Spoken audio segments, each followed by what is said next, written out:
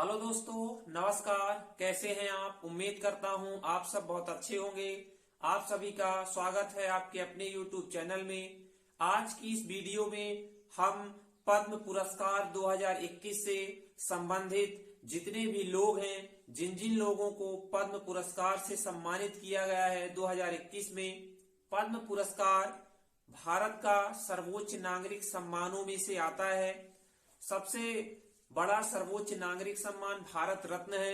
दूसरे नंबर पे पद्म विभूषण, तीसरे नंबर पे सर्वोच्च नागरिक सम्मान में पद्म भूषण और चौथे नंबर पे सबसे बड़ा सम्मान है भारत का, वो है पद्मश्री। इन चारों पुरस्कारों में क्यों किसी भी तरह की राशि भारत सरकार द्वारा नहीं दी जाती है, क्योंकि ये सर्वोच्च नागरिक सम्मान है, इसलिए इनका कोई मूल्य नहीं हो सकता, यानी अमूल्य है। जिस वजह से भारत सरकार इसमें कोई धनराशि तो नहीं देती, क्योंकि ये देश के सबसे बड़े सम्मान है। 8 नवंबर 2021 को हाल ही में राष्ट्रपति रामनाथ कोविंद जी द्वारा देश में पद्मश्री पुरस्कार से लोगों को सम्मानित किया गया है। 2021 में पद्मश्री पुरस्कार 2021, इसकी हम बात कर लेते हैं। शुरुआत कब होती है तो 1954 में पद्मश्री पुरस्कारों की शुरुआत हुई। 1954 में कुल 2021 में 119 पद्म पुरस्कार दिए गए हैं, जिनमें से 29 महिलाएं और एक ट्रांसजेंडर यानी कि थर्ड जेंडर को पद्मश्री का पुरस्कार 2021 में प्राप्त हुआ है। कितने प्रकार के होते हैं पद्म पुरस्कार? तो 3 प्रकार के होते हैं, याद रखिएगा। सबसे बड़ा पद्म पुरस्कारों में है पद्म विभूषण, जिनकी संख्या है 7, यानी पद्म विभूषण 7 लोगों को मिला है। दूसरे नंबर पे आता है पद्म भूषण। पद्म भूषण 10 लोगों को दिया गया है और पद्मश्री जो है वो 102 लोगों को सम्मानित किया गया है। बराबर बात करें तो 119 लोगों को पद्म पुरस्कार से सम्मानित किया गया है। पद्म पुरस्कार का क्षेत्र कौन कौन सा है, यानी किन ऐसे लोगों को इन पद्म पुरस्कारों से सम्मानित किया जाता है? तो भारत में लगभग सभी क्षेत्रों में उत्कृष्ट प्रदर्शन करने वाले व्यक्तियों को राष्ट्रपति महोदय द्वारा पद्म पुरस्कार दिया जाता है। पद्म पुरस्कार 1954 से लेकर के आज तक इन्हें प्रतिवर्ष दिया जाता है।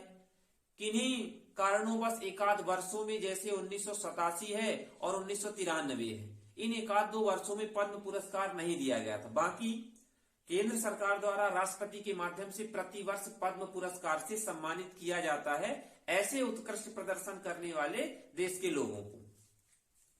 क्षेत्र में कौन कौन सा आता है? कला के क्षेत्र में, यानी कला में पद्म पुरस्कार प्राप्त होगा। कला के साथ साथ समाज सेवा में, यानी कि सोशल सर्वेंट जो है, यानी लोग जो समाज सेवा का काम करते हैं। लोक कार्य में, विज्ञान में, इंजीनियरिंग, व्यापार में, यानी इन सभी क्षेत्रों में पद्म पुरस्कार सम्मानित किया जाता है राष्ट्रपति के माध्यम से। साथ में उद्योग है, चिकित्सा है, साहित्य है, शिक्षा, खेलकूद, सिविल सेवा, इन सभी क्षेत्रों में इसके अलावा भी 2-4 क्षेत्र हैं जिनमें पद्म पुरस्कार से नवाजा जाता है भारतीय राष्ट्रपति के द्वारा। इसकी घोषणा कब की जाती है कि किन लोगों को पद्म पुरस्कार मिलेगा? तो गणतंत्र दिवस के अवसर पर केंद्र सरकार द्वारा ये निर्धारित कर दिया जाता है कि इस वर्ष का, यानी संबंधित वर्ष का पद्म पुरस्कार किन किन लोगों को और कितने पुरस्कार देना है। इसकी घोषणा 26 जनवरी यानी गणतंत्र दिवस के दिन ही कर दी जाती है।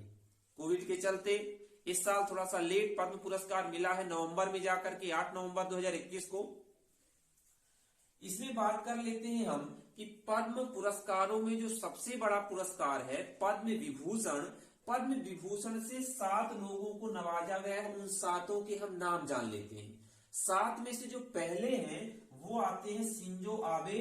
ये शिंजो आबे जो है ये जापान के पूर्व पूर्व प्रधानमंत्री थी। जापान के पूर्व प्रधानमंत्री, सार्वजनिक क्षेत्र में इनको दिया जाता है, जापान से संबंधित है।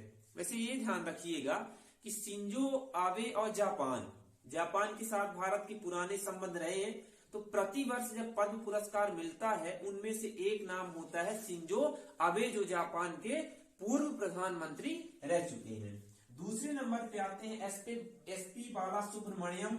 इनको मरणोपरांत ये गायक थे, यानी गायकी के क्षेत्र में मिलता है, तमिलनाडु राज्य से संबंधित थे।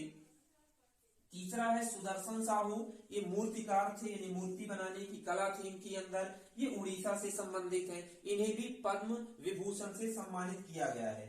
चौथे आते हैं नरेंद्र सिंह कपानी, ये एक वैज्ञानिक है, मतलब साइंटिस्ट थे है भी, और ये यूएसए से संबंधित है। यूएसए मतलब होगा अमेरिका। नरेंद्र सिंह कपानी वैज्ञानिक है, यूएसए यानी कि अमेरिका से संबंधित है। पद्म विभूषण पुरस्कार में ही 3 लोग अभी और आते हैं। वल्ले मुनप्पा हेगड़े हृदय रोग विशेषज्ञ हैं, इनका ये क्षेत्र है, राज्य से है कर्नाटक राज्य से संबंधित है। छठवें आते हैं मौलाना वाहिदुद्दीन खान, इस्लामी विद्वान है जो कि दिल्ली से संबंधित है, राष्ट्रीय राजधानी क्षेत्र से। अंतिम और 7वें आते हैं बीवी लाल, जो पुरातत्वविद है, वो भी आते हैं एनसीआर दिल्ली से ही, जो कि भारत का राजधानी क्षेत्र है। ये तो 7वें पद्म विभूषण से सम्मानित व्यक्तियों की सूची। पद्म भूषण से 7 लोगों को सम्मानित किया गया है, पद्म विभूषण से 7 लोगों को और पद्म भूषण से 10 लोगों को सम्मानित किया गया है। तो आगे आता है पद्म भूषण से सम्मानित लोगों की लिस्ट, जिनमें पहला नाम आता है कृष्णन नायर शांता कुमारी, इनका क्षेत्र है कला से, राज्य जो है केरल से संबंधित है। दूसरे तरुण गोगोई आते हैं, इनको मरणोपरांत पद्म भूषण से सम्मानित किया गया है, सार्वजनिक क्षेत्र इनका, सार्वजनिक मामले इनका क्षेत्र है, असम राज्य से ये बिलोंग करते हैं। चंद्रशेखर कबरा साहित्य और शिक्षा से इनका संबंध रहा है, राज्य इनका कर्नाटक है। सुमित्रा महाजन को तो जरूर ही ध्यान रखना है क्योंकि ये मध्य प्रदेश से संबंधित है। साथ में 2014 से लेकर के 2019 विधानसभा में लोकसभा की अध्यक्ष भी रही हैं। 16वीं लोकसभा की अध्यक्ष के रूप में इन्होंने भूमिका निभाई है पूरे 5 वर्षों तक, जो कि मध्य प्रदेश से संबंधित थी सुमित्रा महाजन। ये भी किससे हैं? सार्वजनिक क्षेत्र से संबंधित हैं, मध्य प्रदेश से बिलोंग करती हैं। नपेंद्र मिश्र, ये सिविल सर्विस में इनका योगदान रहा है, इनका क्षेत्र रहा है, संबंधित किससे हैं? ये 6वें नंबर पे आते हैं रामविलास पासवान। रामविलास पासवान का नाम बिहार की राजनीति में लंबे समय तक रहा है। बिहार में इनकी एक पार्टी चल रही है, वर्तमान में इनके पुत्र चिराग पासवान इन पार्टी को संभाल रहे हैं, इनकी मृत्यु हो चुकी है। मरणोपरांत इनको सार्वजनिक क्षेत्र में या सार्वजनिक मामलों में बिहार राज्य से संबंधित है, पद्म भूषण पुरस्कार से सम्मानित किया गया है। अगला आता है केशुभाई पटेल, इनको भी मरणोपरांत सार्वजनिक क्षेत्र में ही और गुजरात राज्य से संबंधित है, इनको पद्म भूषण से सम्मानित किया गया है। कल्ले सादिक, इनको भी मरणोपरांत या अध्यात्मवाद से संबंधित है, उत्तर प्रदेश से बिलोंग करते हैं। रजनीकांत देवीदास, क्षेत्र इनका उद्योग है, महाराष्ट्र राज्य से संबंधित है। त्रिलोचन सिंह सार्वजनिक मामलों से ही संबंधित है, हरियाणा राज्य से ये बिलोंग करते हैं, जो कि उत्तर भारत का राज्य है। तो ये 10 लोगों की लिस्ट रही जो कि पद्म भूषण से सम्मानित थे। अब तीसरे नंबर पे आता है पद्मश्री, और पद्मश्री में 102 लोगों को सम्मानित किया गया है माननीय राष्ट्रपति के द्वारा। तो यहाँ पे 102 लोगों का नाम बताना तो संभव नहीं है, इसलिए एक आध लोगों का नाम हम जान लेते हैं।